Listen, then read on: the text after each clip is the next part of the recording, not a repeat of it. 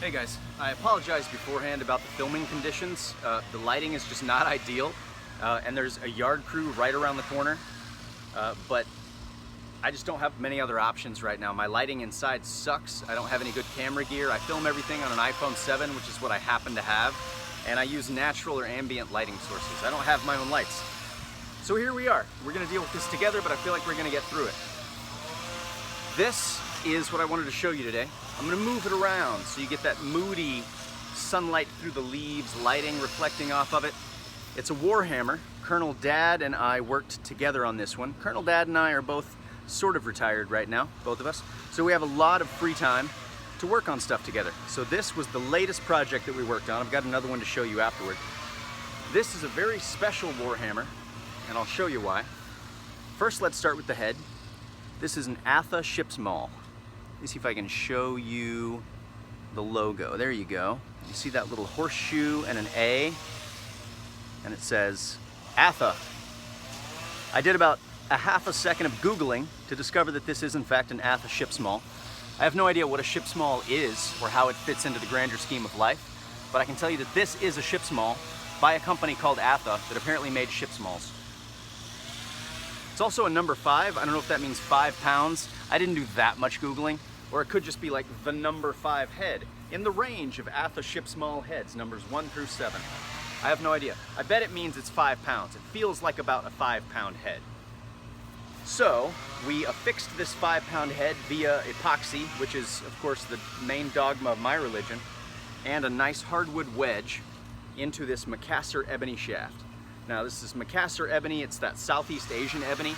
This is literally the exact same piece of wood that I used on the shot put mace, the 6-pounder that I showed you before. I bought 2 of these and I'm probably gonna buy 25 more because they are outstanding. They make amazing weapon handles. The grain in this Macassar ebony is very, very beautiful. You can see the lighter colors of tan, hopefully you can see. The lighter colors of tan kind of rolling through the darker wood. There we go. Look at that. It's beautiful. And it's like the second hardest wood in the world. Nothing to hate about Macassar ebony. Now the ship's Maul head has a conical tapered head and a nice big flat face. So you've got a nice tapered head for penetration or for hooking or whatever. I don't know how to fight with a Warhammer. I'm making it up. And on the back end, what I think makes this Warhammer special is that I put a heavy steel butt cap from a spear. You know I love spears and I collect spear pieces to randomly assemble into spears. And this one I had sitting around and I realized it more or less fit onto this shaft. And at that point I had already decided to put the ATHA ship's Maul head on this Warhammer, but it just felt sort of boring, for lack of a better. I mean, Warhammers aren't really that exciting to begin with.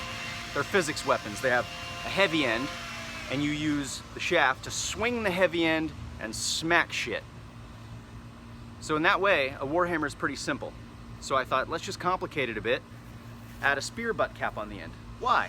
Well, A, the way the spear butt cap is contoured, your hand just naturally slides right down there on that little swell and that ridge. You can get really, really good grip on this. It's a good grip extender.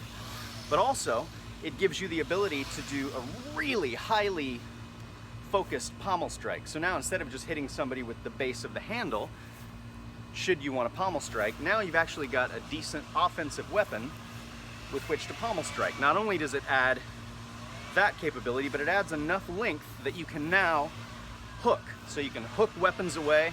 Let's say you want to hook somebody's, spear shaft to the side and deliver a strike, or maybe you want to hook over the top of someone's shield and pull it down and bop them on top of the head.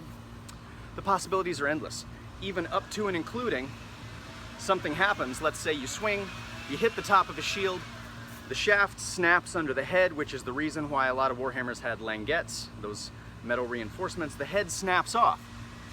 Well, okay, you're still left with a Macassar ebony fighting stick with essentially like a pound of conical steel on the end. So even if the head comes off, you've still got an excellent fighting stick with penetrative striking capability. What's not to love about that? So for my money, this, damn it, I thought I had the sunlight. Still trying to show you the beauty in this wood grain. Yeah, anyway, I feel like this is one of the best Warhammers that you could possibly get. It's not mine anymore. I made this for a guy named Josh Bryant. This one's already bought and paid for, but that doesn't mean you can't make something similar. I actually looked up these ATHA ship's Maul heads. I got lucky. I found this one in a garage covered in rust, and Colonel Dad just polished it off. But to buy these things, the antique versions, which this is, they're like 60 bucks. They're not cheap, and I don't know why. Again, I'm not a sailor, so I don't know if ship's Mauls have some sort of grander significance in the world, if they're collector's items or what. I don't know exactly how special this thing is, other than functionally it's very special, and I also think it's beautiful. That's enough for me. Where was I? Oh yeah, Beast Mode. Have I told you the name of it yet? It's called Beast Mode.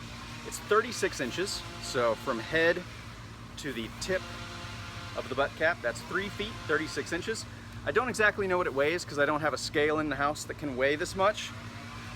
But if the head is 5 pounds, I believe the stick is probably a pound and the butt cap's probably a pound. So let's say tentatively this is anywhere from like 7 to 8, 9 pounds. I don't know, 6, 7, 8 pounds. It's between 5 and 10 pounds. It's somewhere in there. I'm really struggling to say anything else about this. I added these leather transitions, you'll see, between the spear butt cap and the shaft.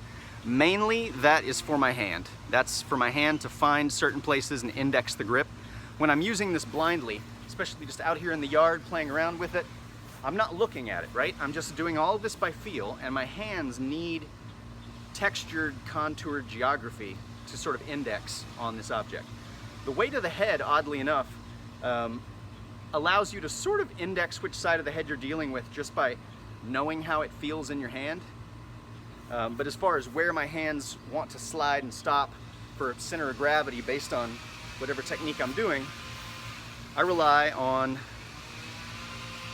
you know, just practicing the measurements between these various little indicators, these tactile sensory indicators. All right, remember how I told you there just wasn't that much to talk about with Warhammers? Now here I am 7 minutes into talking about a Warhammer. On behalf of the yard crew next door, and the poor lighting and the 100-degree heat here in Tulsa, Oklahoma, I would like to thank you for coming today and viewing this video. Go make a Warhammer, swing it at shit.